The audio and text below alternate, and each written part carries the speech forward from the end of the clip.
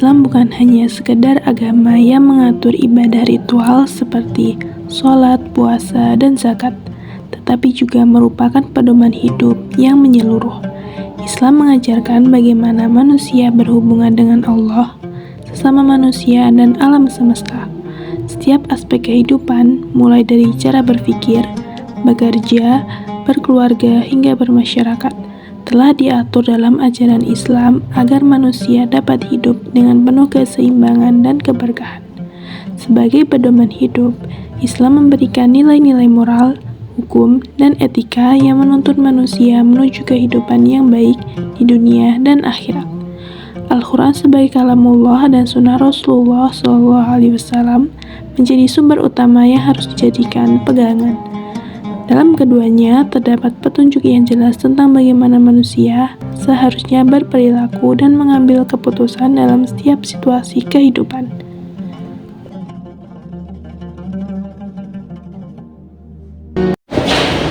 Assalamualaikum warahmatullahi wabarakatuh. Halo sahabat pendengar semua, kembali lagi di podcast kita Ngaji Makna Hidup bareng aku Imas Ika Afidara Fadil Umar dan aku Sofiana Putri Pratama.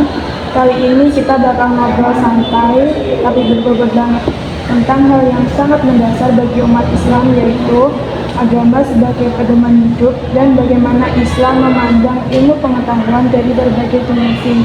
Jadi buat kamu yang suka mikir, kenapa sih agama itu penting banget dalam kehidupan? Stay tune karena kita akan kupas tuntas sampai ke akar-akarnya.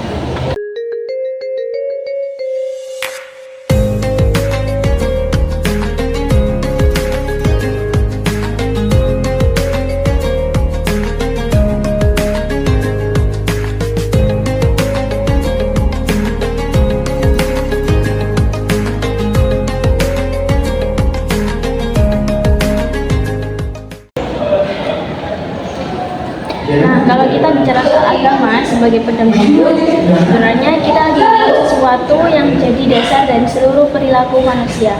Agama itu bukan cuma soal ritual ibadah, tapi juga sistem nilai yang menuntun manusia supaya hidup jadi bermakna, tertata, dan selaras dengan fitrahnya.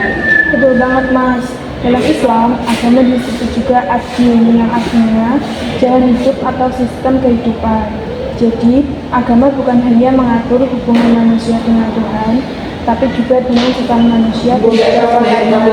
Nah, kalau kita berbicara tentang dimensi agama, kan ada beberapa dimensi penting. Misalnya yang pertama ada dimensi keyakinan atau akidah, yang menyangkut keimanan seseorang kepada Allah, malaikat, kitab, rasul, hari akhir, dan takdir. Yang kedua ada dimensi peribadatan atau ibadah, yaitu menyangkut bagaimana seseorang mengekspresikan keimanannya lewat amal ritual seperti sholat, zakat, puasa, dan sebagainya.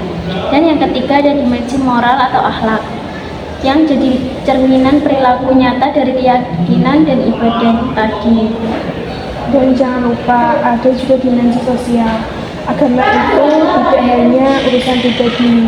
Dalam Islam, keadilan sosial, tolong menolong, dan kesejahteraan umat juga menjadi bagian dari pengalaman agama. Jadi intinya agama itu bukan sekedar aturan ya, tapi petunjuk hidup yang komprehensif, yang mengatur cara berpikir, bersikap, dan bertindak untuk mencapai kebahagiaan dunia dan akhirat.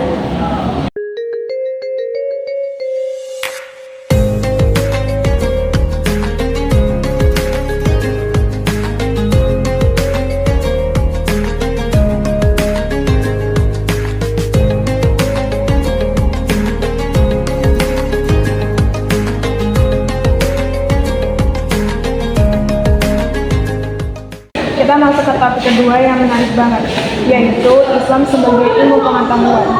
Banyak orang mengira agama dan ilmu itu dua hal yang terpisah. Padahal dalam Islam, ilmu itu bagian dari iman. Setuju banget, dalam Al-Quran ayat pertama yang turun aja udah diperintahin untuk membaca, yaitu Iqra bismi rabbika, yang artinya sejak awal Islam sudah menekankan pentingnya pengetahuan. Ya, dalam tradisi keilmuan Islam dikenal 3 pendekatan utama dalam mencari ilmu, yaitu bayani, burhani, dan irfani. Nah, kita akan bahas satu-satu ya. Yang pertama ada metode bayani, itu berbasis pada teks, sumbernya yaitu dari Al-Quran dan hadis. Pendekatan ini digunakan untuk memahami makna wahyu melalui bahasa, tafsir, dan hukum. Jadi, para ulama fikih dan ahli tafsir banyak yang memakai metode ini. Nah, lalu ada metode burhani, yaitu pendekatan rasional atau ilmiah. Pendekatan ini menggunakan logika atau bukti ilmiah.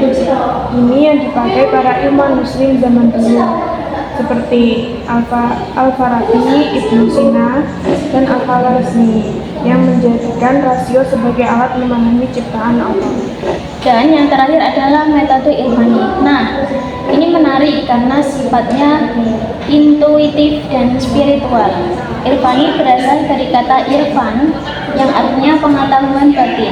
Pendekatan ini banyak digunakan oleh para sufi untuk mencapai makrifat kepada Allah melalui penyucian hati dan pengalaman rohani.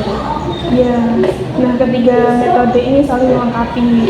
Kalau bayani memberi landasan wahyu, burhani memberi penjelasan rasional, dan irfani memberi kedalaman spiritual.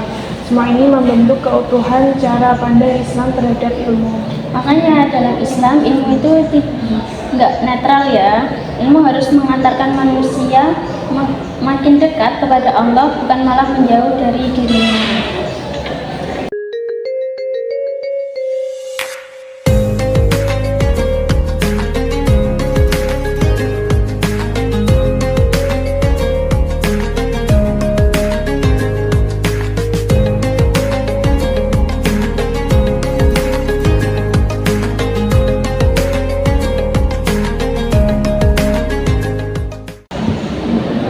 Sekarang kita bahas tentang pengertian dan sumber agama Islam. Secara etimologi, Islam berarti berserah diri kepada Allah. Jadi orang yang beragama Islam adalah orang yang tunduk sepenuhnya pada kehendak Allah dan berusaha hidup sesuai dengan aturannya. Sementara secara etimologi, Islam adalah agama wahyu yang diturunkan Allah melalui Nabi Muhammad SAW untuk mengatur kehidupan manusia agar selamat di dunia dan akhirat. Nah, kalau sumbernya tentu ada dua sumber utama, yaitu Al-Quran dan hadis. Al-Quran adalah firman Allah yang menjadi pedoman utama hidup bagi umat Islam.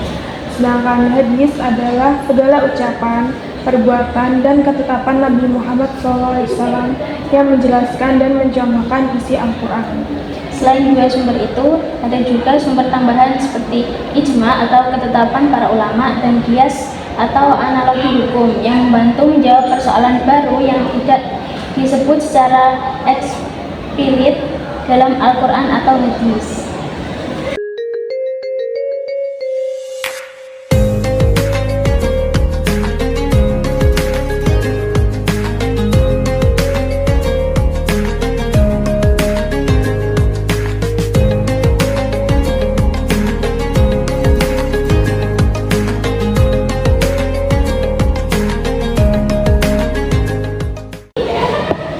Nah, berbicara tentang qiyas, kita masuk ke pembahasan tentang ijtihad. Ijtihad itu sebenarnya upaya seorang ulama untuk menggali hukum Islam dari sumbernya, terutama dalam hal-hal yang tidak dijelaskan secara langsung dalam Al-Quran dan hadis. Tujuan ijtihad itu supaya ajaran Islam tetap bisa diterapkan di segala zaman dan tempat. Karena tentu aja persoalan manusia terus berkembang. Misalnya sekarang ada isu-isu baru seperti teknologi, bioetika, dan ekonomi digital.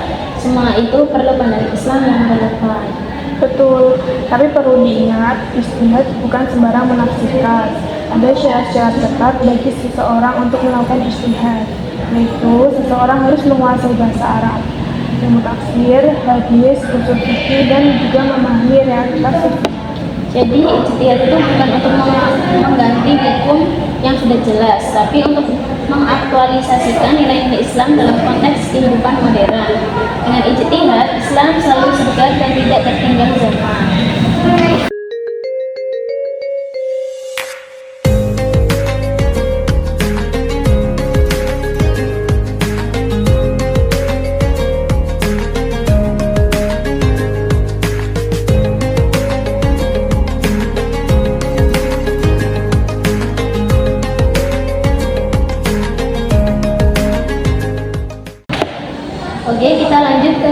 karakteristik ajaran Islam dalam bidang akidah dan filsafat.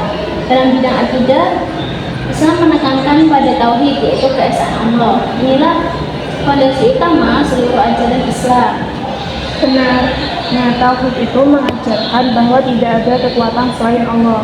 Karena itu, manusia tidak boleh menyembah, mengharap, atau takut pada selain Allah. Tauhid juga menumbuhkan rasa tanggung jawab, sebab semua amal akan dipertanggungjawabkan di hadapan Allah.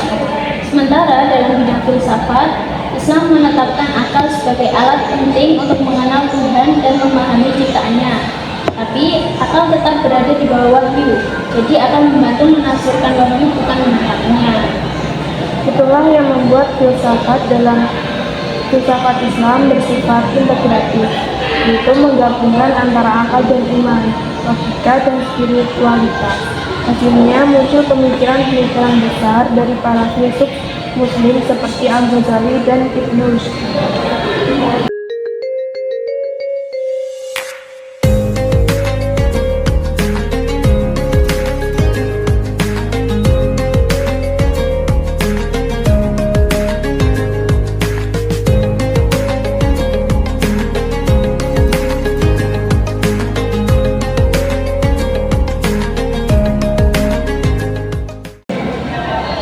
Kalau dalam bidang akidah, syariah dan muamalah, Islam mempunyai karakteristik yang seimbang antara hubungan dengan Allah dengan manusia. Dalam ibadah, Islam mengajarkan kesadaran total akan kehadiran Allah.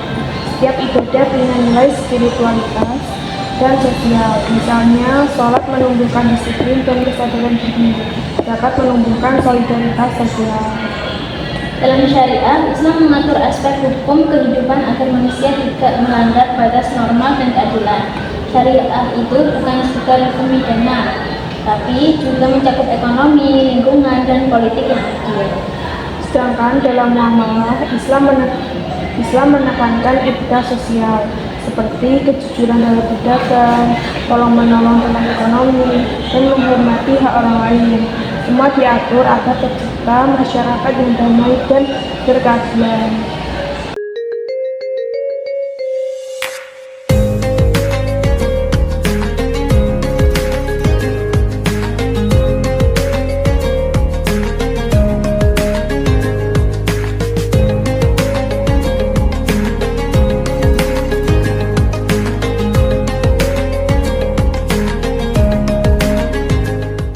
Nah, kita masuk ke bagian terakhir, yaitu tentang fikih dan tasawuf. Fikih itu ilmu yang mengatur perbuatan manusia dalam konteks hukum. Ia mengatur hal-hal praktis seperti tata cara ibadah, jual beli, pernikahan, warisan, dan sebagainya. Sementara tasawuf menekankan isi batinnya dari ajaran Islam. Tujuannya untuk membersihkan hati dari sifat-sifat buruk seperti sombong, iri, dan dengki, serta menumbuhkan cinta kepada Allah. Nah, fikih dan tasawuf ini ibarat dua sisi mata uang. Fikih mengatur lahiriah, sementara tasawuf menata batiniah. Kalau dua-duanya seimbang, maka lahirlah muslim yang bukan cuma taat secara ritual, tapi juga beranak mulia. Wah, nggak terasa ya, udah hampir 20 menit kita ngobrol tentang agama, ilmu, dan karakteristik ajaran Islam. Banyak banget pelajaran yang bisa kita ambil. Ya, intinya Islam itu agama yang sempurna dan menyeluruh. Ia mencakup akal, hati, dan perbuatan. Islam bukan hanya untuk disembah dalam masjid, tetapi juga untuk diamalkan dalam kehidupan nyata. Semoga obrolan ini bisa bikin kita makin sadar bahwa beragama bukan cuma soal ritual, tapi juga tentang membangun kehidupan yang berilmu, berakhlak, dan bermanfaat untuk semua. Amin. Terima kasih untuk yang sudah mendengarkan dari awal sampai akhir. Aku Safiana Putri Pratama. Dan aku Imas Ikan Bakti dalam Hati. Wassalamualaikum warahmatullahi wabarakatuh.